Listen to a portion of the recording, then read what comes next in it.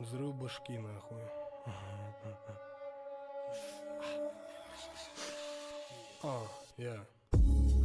Дыма самого отборного мне нихуя вздорного нет, зато убойно вдвойне. Мнение держи при себе, пока с братвой покурим. В радости или в горе, тут лежащие в корень все вместе. Знать бы доколе грести, но интересней так. Рубить на куски без понта и все, вот стиль местных катан. Стану фантомом, пока спустится внутрь туст фонтанов. Нападать и падать твоя суть, моя дауна врать до талого. Рыки с дами изо рта, не измеряю успехи размером вбитого в гортань болта. Я без телескопки и кольта, снова за пульта. Знаю, кто есть кто, но не считаю это культовым. Дым до потолка, толковая полка недолго была, но попала в кадр. Абракадабра, паркур, рэп по-крупному. Вот мое кредо, совсем нихуя трудного, а? Мутки не ведут, но присутствуют в нудных буднях моих. Кину игру на двоих, не килишуем и не краим. Украина, не ради имени, во имя типов, что не гнут свои спины до смертного иния. Война, рэпа убойного, мэрива напой мне о войне. Приходя туда, где покоя нет, ты пойми, если все вдруг ёбнет, нужно знать, в какой миг. Hey, what's going on, agents? Kiefer here.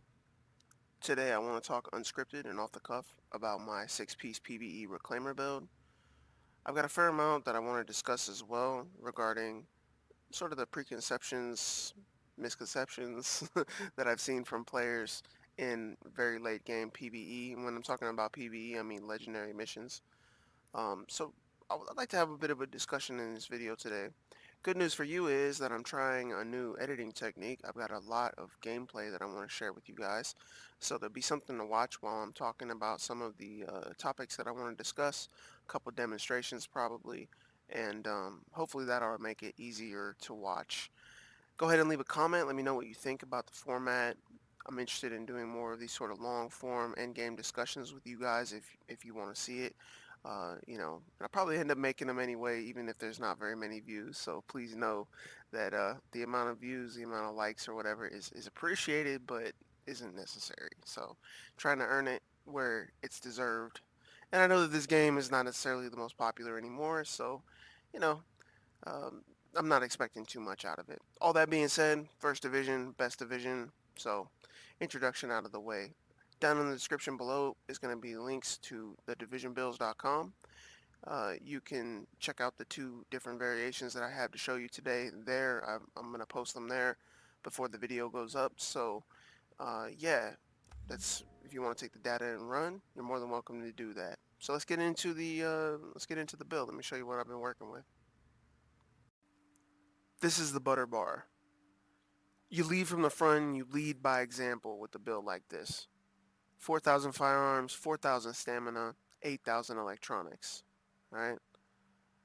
I want to cover a lot of the different topics regarding the reclaimer. I want to talk to you guys more about the specifics of this build, but in order to do that, I really do have to lay some foundations for some of you guys. Chances are, most everybody who's watching this video knows what the reclaimer is, but let's go over it really quickly, okay? The reclaimer is a gear set that gives you specific bonuses to one skill. That skill is your support station, okay? That being said, everything about your build should consider your support station, and everything in this build does. I want to lay that as a foundation here. Wearing 2 pieces of reclaimer gives you 30% support station range, so the area of effect is larger. 3 pieces, 50% support station duration, so the amount of time that it can sit on the ground unattended is increased. Set bonus 4 gives your support station the benefit of all 3 different modifications that are available for the support station at the same time. So you're going to get automatic revives from the life support, immunity from status effects from the immunizer, reduced skill cooldowns most importantly, and free reloads from the ammo cache. Okay, that's pretty basic, that's pretty straightforward. Set bonus 5, 15% support station range, 25% support station duration on top. So now we're up to 75% support station duration. Set bonus 6, which is really the icing on the cake. It's very nice. 50% support station health. Very, very nice. And 100% support station healing speed. I want to stop right there really quick and mention that. Notice all of these percentages. These are percentages of the stat, of your base stat. Okay? on your support station. What affects the base stat of your support station? Your amount of electronics. These percentages don't mean anything if you don't have electronics on your build. You can't just put a reclaimer set on and go high firearms and expect that the reclaimer set itself is going to provide you magic healing. You have to invest in electronics. That's not really a surprise for a lot of people, but when they start putting together a reclaimer build, you start to see that they lost sight of that somewhere. All right. Finally, I want to cover something that's probably the most contentious thing about the reclaimer set. Okay, that's the 6-piece talent. Right away, when you put on the 6-piece, you have a 40% chance not to have a cooldown triggered when your box is destroyed by the enemy. Your box will be destroyed by the enemy. They shoot at it. They'll even run behind cover, shoot your box, and run away. They will melee you. They will melee your team. They will melee your D3 into oblivion. And if your D3 is anywhere near your box, that melee, which it has some sort of magic area of effect, will damage your box. It will destroy your box. Okay, so it will happen. This is why a lot of people obsess over this talent. Okay, the chance for not having a cooldown, right? You have a 40% chance to not have a cooldown triggered if the enemy destroys it. This chance is increased by 20% for every 3,000 electronics, right? So 3,000, 6,000, 9,000. Obviously, we missed the 9,000 with our 8,000 electronics here. That's an 80% chance on paper that we don't have a cooldown triggered when the enemy destroys our box. However, in reality, I'll be perfectly honest with you, it feels like a 50% chance. All right? It's like, 1 in 2, maybe you're not going to have a cooldown, maybe you will. But I'm going to explain to you why that doesn't matter. The cooldown on my support station skill is 15.5 seconds. That doesn't look like a very long time here on paper, but when you're in a legendary mission, you might find yourself wishing that you could get that skill back a little bit faster. Fortunately for us, we have a couple things going on with this build that can help reduce that cooldown even further. All that being said, if you follow the guidelines that I have here in this video and you achieve 40% skill haste, you will get numbers like this with 8K electronics, okay? And these numbers are faster than a lot of reclaimers out there. I promise you that. There's a lot of people who put together reclaimer kits and you'd be surprised how they run them, all right? 40% skill haste, in my opinion, is a must for any reclaimer to achieve the fastest cooldown for the amount of electronics that you've invested in your build. Okay, a lot of the 9K guys probably understand this, a lot of the 10K guys do, and I want to talk about them for a second. 8K, in my opinion, is the Goldilocks. You don't want to go any more, you don't want to go any less. All right, you go any more, in order to make it count, right, in order to make it more meaningful, you're going to need to shave off firearms and stamina from your build. As it is right now, in order to keep our weapon talents running, we only have about 200 of each to play with. That's an extra 400 skill points, essentially, right? Or stat points or whatever you want to call it, that we can play around with on our electronics. If you want to push your electronics a little bit higher, the minimum in order to keep this build running with the weapon talents is we need 3,800 stam and 3,800 firearms. Thereabouts. There's middle tier requirements for our weapon talents there. So again, I think the weapon talents are very, very important for this build. I think the stamina is very important. I think the firearms are very important. The extra damage you're going to deal to the enemies, very important. All right, and I'm not willing to sacrifice that for something like DTE mods or for something else like more electronics. Okay. The reason why I don't think electronics is a good investment, is because this is a build for legendary missions. This isn't a build for any other purpose. This is a PVE build for endgame legendary farming. All right. When you're in a legendary mission, there's going to be a whole lot of enemies shooting and doing a whole lot of damage.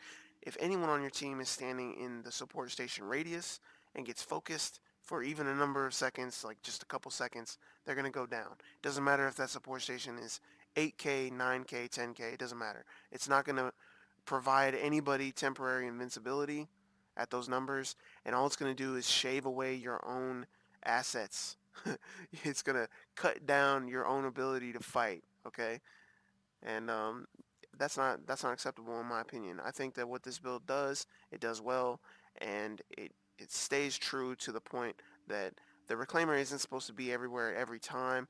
They aren't supposed to have the biggest kit doing the most healing all the time. They're not supposed to stay out of the fight and stay in the back and never take a shot.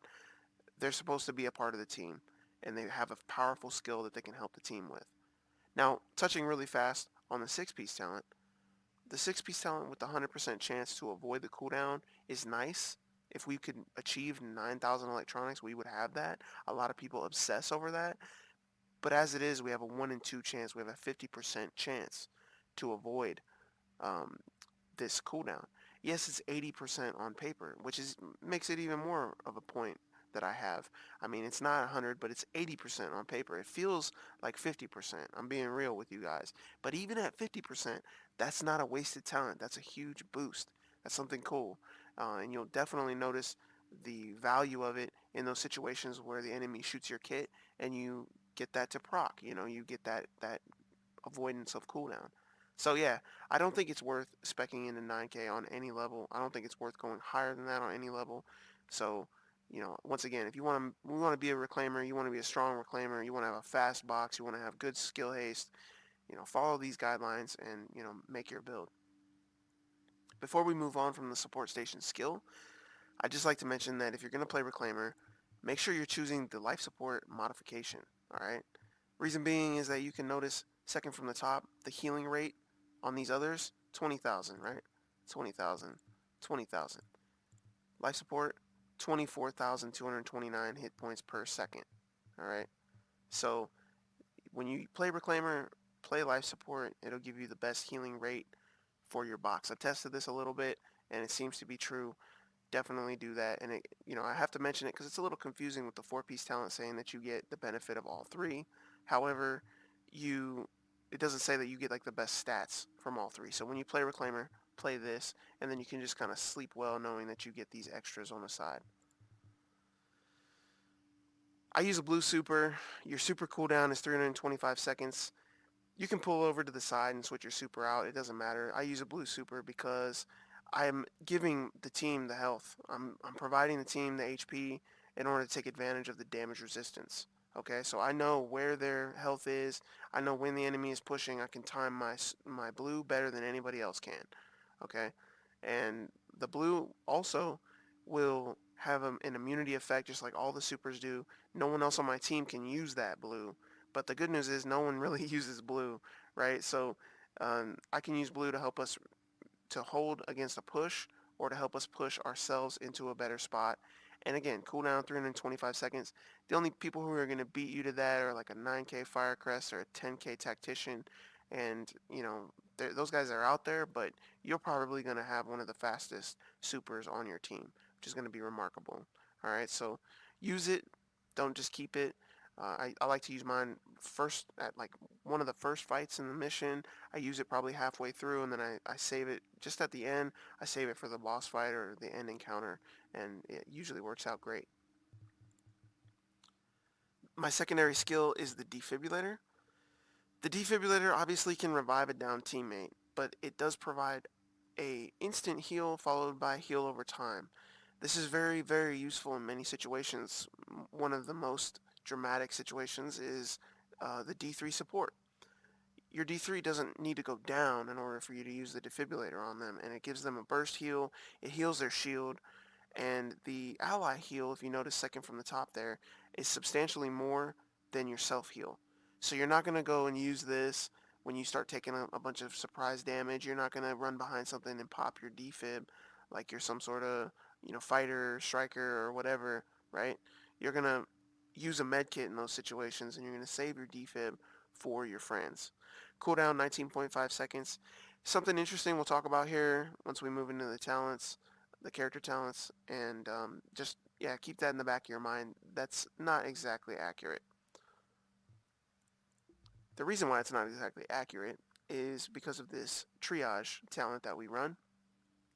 You heal an ally with a skill to reduce skill cooldowns by 15%. Now, when you fire off this first aid, it immediately goes on cooldown.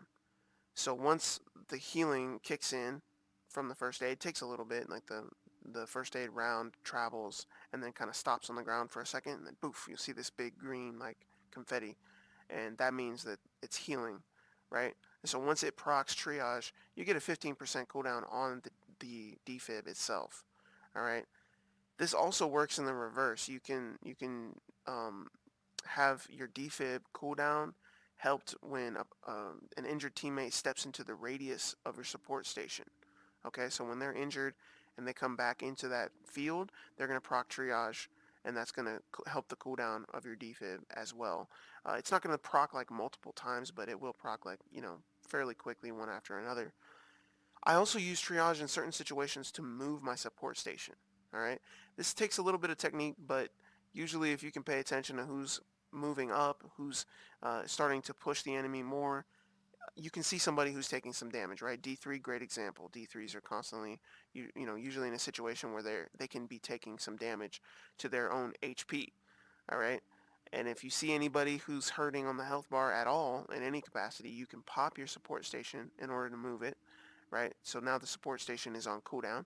Then you can fire the your DeFib proccing Triage, which is going to help that cooldown of your support station a little bit even more. Like I say, it's a technique, but it works, and I do it all the time. So definitely keep that in mind and use that to your advantage. Tech support, because we're a fighting build, we're going to be shooting a lot. We're going to be cleaning up guys left and right. We're going to be helping to shred the enemy, especially if you have a good team. You're going to be definitely landing kills. And when you do, you're going to get that skill duration bonus of 10%. That's 10% of your skill duration. My skill duration is fairly large because I have a lot of electronics on my build. So 10% of my 135-second duration, say, it's something like that. I don't actually remember. I guess I could go back and look at it here.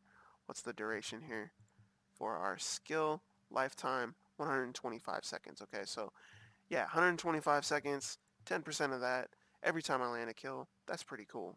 So definitely, I think that this is really important for reclaimers. I hate putting my box down and knowing that I'm on a set time limit. All right. Combat medic.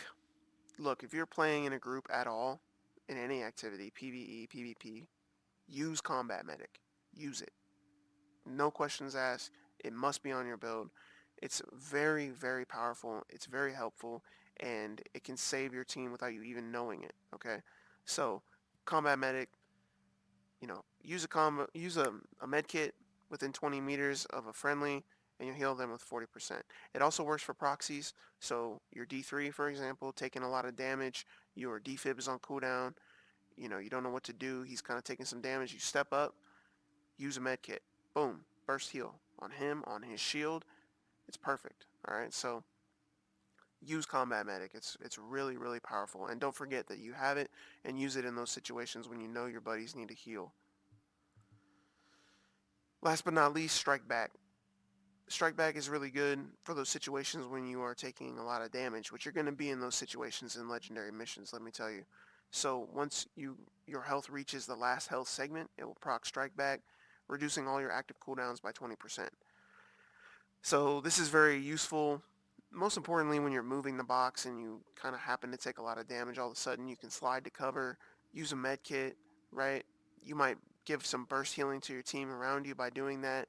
It's going to proc strike back, and that's going to basically give you your support station back instantly. I mean, you have a 15.5 second base cooldown. So if there a couple seconds went by before that happened, you know what I mean? You get that 20%. You're basically, by the time you finish that maneuver, you're going to have your support station back. And if you don't, chances are you could probably turn around and hit them with the DeFib that came back from cooldown as well, due to the strike back proccing. All right, so, all right. We're done with the complex skill stuff here for a minute. Let's talk more about the build, how to make this build. 448 Reclaimer. How you achieve this is by rolling 4 of your pieces to electronics and 1 of them to stamina. You backfill with 4 firearms mods, and you have 1 electronics mod, excuse me. So, as you can see, there's no DTE mods on this build. There's no purple mods. They're all yellow mods. The max roll on yellow mods is 267. Alright, just keep that in the back of your mind. This is fully optimized, by the way.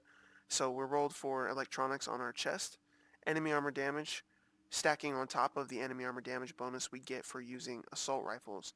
This is the main reason why I think assault rifles are great for high level PVE.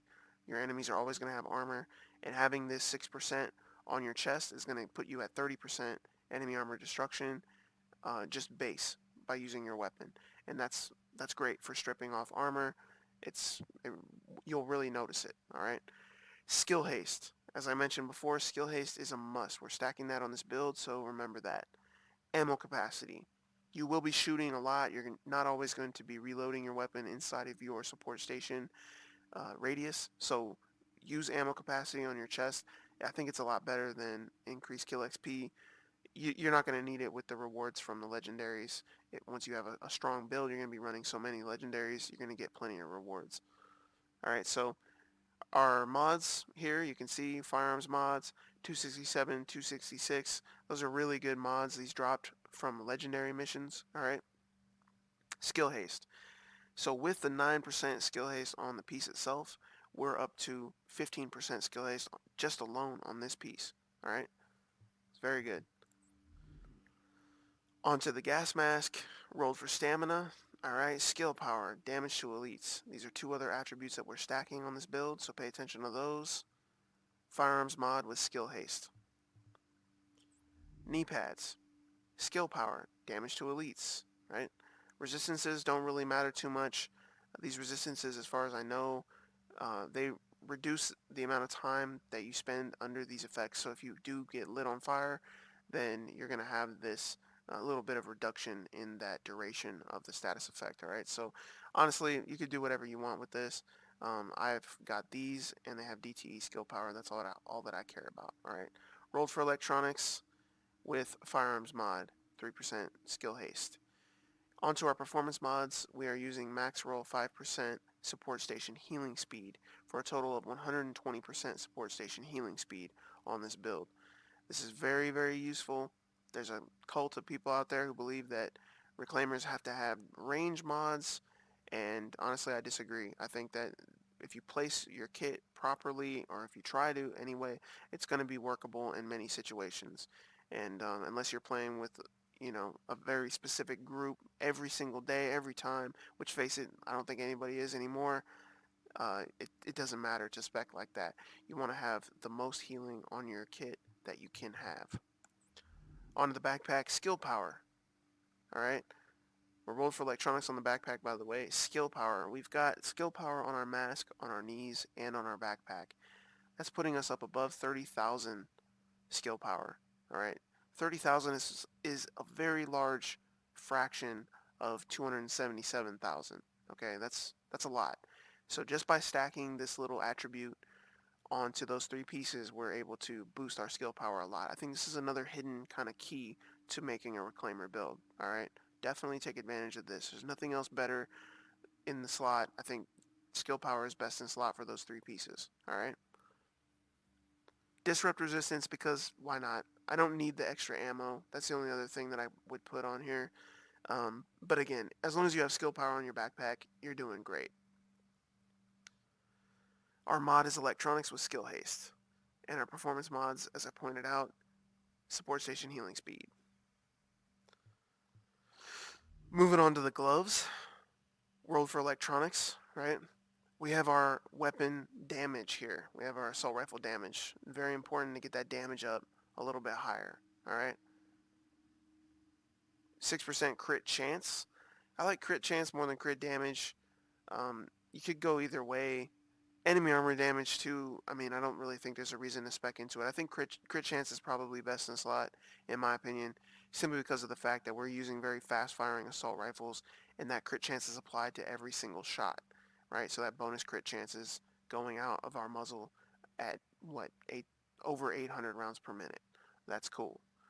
We got skill haste on the gloves, which is the most important thing. You want your weapon damage, you want skill haste. The others, you can make them work, okay? And of course, on the holster, we have skill haste. So all of that brings us on the character sheet to some fairly respectable numbers, alright? Using this weapon here, we've got 12% CHC. Not really anything else to remark on here because that's what it is. Got some assault rifle damage bonus here, right? Our DTE, we've got Ferocious as a weapon talent. All right, we'll talk about weapons here next, but the DTE is remarkable. We've stacked that on our mask and our knee pads, so we're able to get that DTE up to a respectable number. Enemy armor damage, as I mentioned, 30%. Skills, skill haste, 40%. Very good, very important. Once again, we're stacking skill power on our mask, knees, and backpack in order to achieve this 277,000. All right, let's move on to the weapons. Now, it won't come as a surprise to many people that I'm using lightweight M4s with this build. Lightweight M4s play into the assault rifle burst damage meta, which exists in the division. The meta dictates that basically all other assault rifles are not going to have as much damage going down range as the fastest firing assault rifles in the game, being the lightweight M4 and the LVOAC both tied for that title. So take that into consideration. However, this is a PVE build, so you can use whatever kind of assault rifles that you want. I would highly recommend using a assault rifle like the lightweight M4, LVOAC, ACR, even an AK, something like that with a decent fire rate, decent accuracy. You know, these kind of things do play a factor. However, the lightweight M4 I'm using for another reason. It's very easy to get your hands on. You have a blueprint for it, and that makes it super easy to print as many as you need until you get the talents set up the way that you need them for your builds. And also, being that it is a meta weapon, you know that once you optimize it, it's basically going to give you the maximum performance out of the damage that you're going to get from your firearms. So, you know, for your builds, you basically know that you're going to be doing about as good as you can do with that build if you get the right lightweight M4 setup. We're using a best in slot magazine with magazine size, crit hit chance, and rate of fire on the magazine. So that rate of fire over 5%, putting us just under 900 RPM. 16.8k damage per shot at 4,000 firearms. So, you know, it's a comfortable rifle, and I definitely enjoy using it with mouse and keyboard for sure. So the rifles that I'm using are both set up with the same two talents, Focused and Ferocious. I do switch out the other talent. Focused, not competent. Focused allows me to focus more on what's going on. As a reclaimer, I can place my support station and I get to keep that 10% damage increase. With competent, you get a 10% damage increase for 15 seconds after using a skill. A lot of reclaimers use that instead.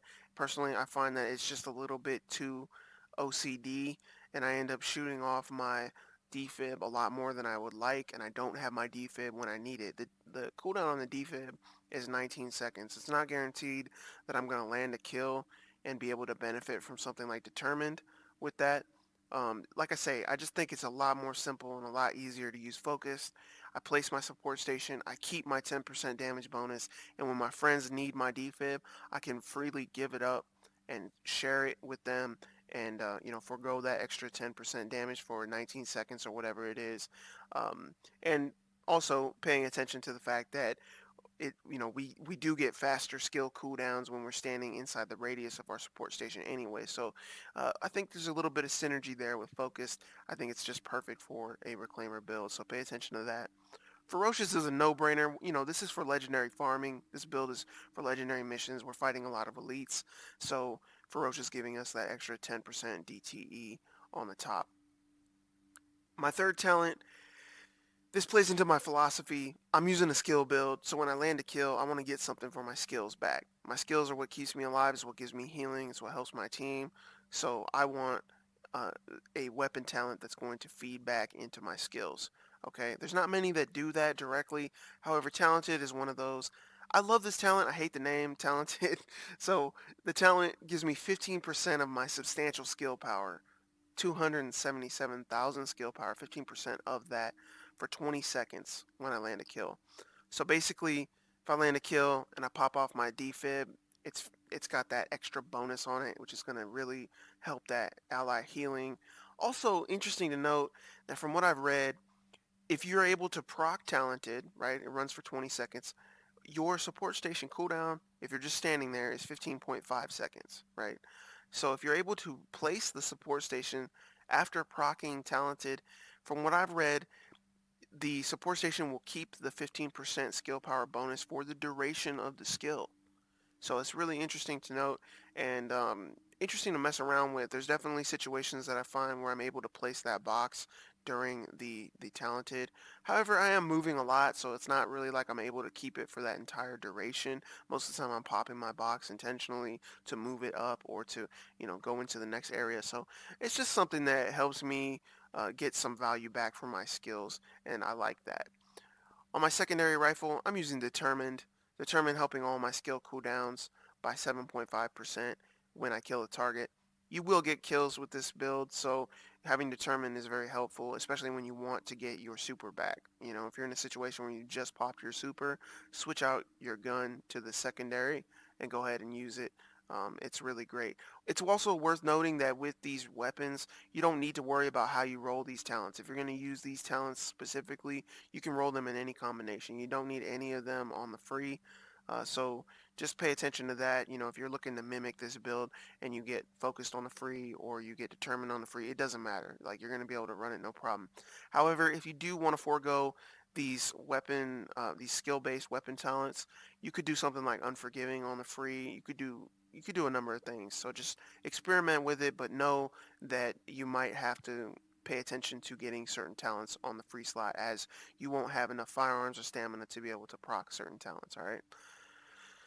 Moving on to weapon attachments. Both of my weapons are set up the same way. I've got stability because I really like stability on my ARs. The M4 can get a little bit jumpy when you start holding down the trigger, and the stability at 12% or 13% or whatever that you get is definitely going to help with that. I would say that you need to have your magazine best in slot, crit hit chance, rate of fire, as you can see here, and you also really should have some reload speed on these rifles. Pay attention also to your secondary attributes for your attachments. You can see this reload speed attachment that I have here is not optimal. It's got optimal range accuracy. We don't need that. Generally, what you're looking for is something like crit hit chance, crit hit damage on your secondary attributes for your attachments, or headshot damage. In legendary missions, you're very often going to find yourself firing at NPCs at close range, and you're going to be able to land headshots very easily. So if you're able to stack that headshot damage wherever you can, that's going to help you out a little bit. Same with the CHC, CHD. Just try to get that on all your attachments anywhere you can. And if you don't have it, don't worry about it. Run it, do what you need to do. But when you're able to upgrade, definitely take the upgrade because it will help you out in the long run. All right, y'all. We got one last stop in this epic long video, and that's to show you my pulse variation. In order to run the pulse variation of this build, we don't have to change anything about our gear or our gear mods. Nothing at all. However, we will change around some of our weapon talents. We will change around some of our character talents, and of course, change around our skills, right? So instead of DeFib, we're running a pulse. The pulse is a skill that a lot of players are familiar with. A lot of new players will use it just so that they know where the enemy is, or if you're in the underground, you can use it like that. However, with this build and the skill power that you have to bear on the enemy with this build, you're going to be getting 31.6% CHC CHD on your recon pack pulse. The reason we're using a recon pack is not only because the CHC and the CHD are balanced, it does give us a larger range at 80 meters instead of 60 meters on the other variations, and the cooldown is a lot faster. In fact, the cooldown on the Recon Pack Pulse is faster than the skill duration. So the duration is 20 seconds, cooldown is 16.3 seconds. That puts us in a really nice position where we're constantly able to get that pulse running constantly. So there's a number of different things that you have to change on the build in order to do that, being that the pulse will automatically go on cooldown. And, it is what it is. We'll talk about that a little bit more in a second. Let's swing by the character talents section. We're not going to be able to use Triage with this setup because we don't have 2 healing skills, right? So switch out Triage for something like Strike Back, very useful. You could do something like Critical Save. Basically the way that I have it set up is, just making the best out of what I got. Uh, main reason why I'm making the best out of it is because Battle Buddy unfortunately doesn't seem to proc when you revive team members with your support station. So again, it's the only way that we're gonna be reviving anybody unless we do a manual revive, which you're a reclaimer. Why would you do that? You only have a very short cooldown on your box. You should be able to move it to any position anybody needs at any time. So the chances that you're going to be able to actually proc Battle Buddy are going to be very low. And yeah, unfortunately, it just doesn't work when you're using your kit. So we'll go with something like Critical Save. We'll go with something, you know, around the board. Just go ahead and experiment with it. You might like another character talent instead, and that's fine. Also, with our weapon talents, there's a couple choices that we have here. I've got Destructive running on both of my rifles instead of Focused. So we've got, you know, Ferocious here. We've got Destructive. On my primary, I have Unforgiving on the free. It's worth noting that Unforgiving is one of my favorite talents, and as a reclaimer, fighting the way that I do, you're going to be in low health situations quite often. So, you know, this is definitely a good talent to use, but if you're going to roll it onto your build, if you're doing a 448 build like I am, you're not going to be able to run Unforgiving unless it's on the free slot here. So definitely pay attention to that if you want to go that way. You could change it up. You could go with Destructive and Competent, or you could go even, you know, with some other configuration, Unforgiving, Ferocious, Competent, you know, so just play around with it. Competent's really good, being that you're constantly using your skill, you're constantly using your pulse, and the cooldown kind of matches up with the duration of Competent anyway, being that Competent runs for 15 seconds, your cooldown on your Recon Pack Pulse is 16.3, so, you know, do what you feel, really. This build is very handy, and it does strip off armor of the enemy very fast. On both of my weapons, I'm stacked for CHD, so you know you'll notice that my vertical grip here might not fit that theme. However, CHD all over both weapons here, very important with this setup. You know, you got that 31.6% CHC, so make sure you're stacking that CHD on your builds and you know, on your weapons, and you'll be good to go. So, you know, like on my Unforgiving here, I got CHD mains on all my attachments. We're good to go, right? So play around with it. You know, it's definitely a very potent choice to have on your team. You know, you can really, instead of standing back and helping everybody stay alive, if they're staying alive very well on their own, you can step up and help everybody do a little bit more damage. You'll help yourself do a little bit more damage too, by the way, with a setup like this. So hope everybody has a wonderful December. Happy holidays to everybody, and I hope you all have a lot of good luck in the coming GE. You know, we've got Reclaimer as one of the gear sets, so hopefully this video is able to help some of you guys make heads and tails out of what I feel is the best PVE Reclaimer in the game. You know what I'm saying? We're keeping it real here. It's the best one in the game.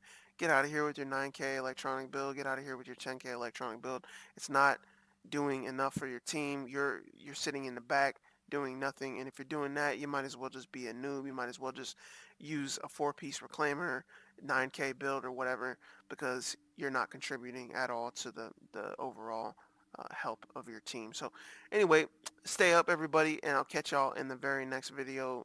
Peace.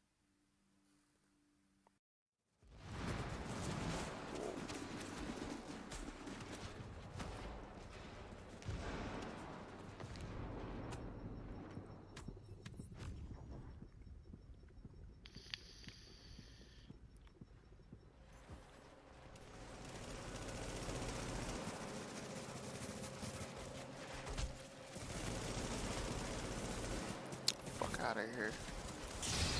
Yeah, we got ourselves in a little bit of a corner. That's how you do it when you got the max team, bro. You got the legends on the team, man.